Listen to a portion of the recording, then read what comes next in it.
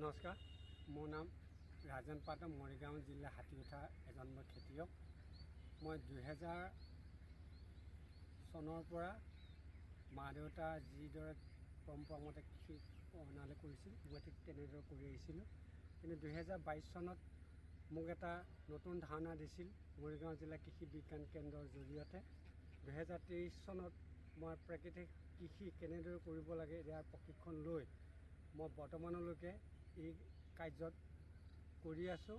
আৰু মোক কিষাণ সাৰথি নামৰ এটা এপত তেওঁলোকে পঞ্জীয়ন কৰি দিছিল আৰু বৰ্তমান সেই এপত মোক লিংক কৰি দি কৃষি বৈজ্ঞানিকসকলৰ যিবোৰ দিহা পৰামৰ্শ আৰু মোৰ যিবিলাক অসুবিধা আছে এইবোৰ তেওঁলোকৰ পৰা এটা সোধ পোছ কৰি মই যথেষ্ট উপকৃত হৈছোঁ।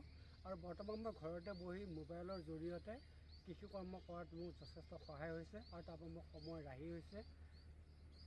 আৰু বৰ্তমানলৈকে এই এপৰ জৰিয়তে মই যথেষ্ট লাভৱান হৈছোঁ আৰু আশা কৰিছোঁ আন কৃষকসকলকো এই এপত সহযোগ কৰিবলৈ মই আহ্বান জনাম।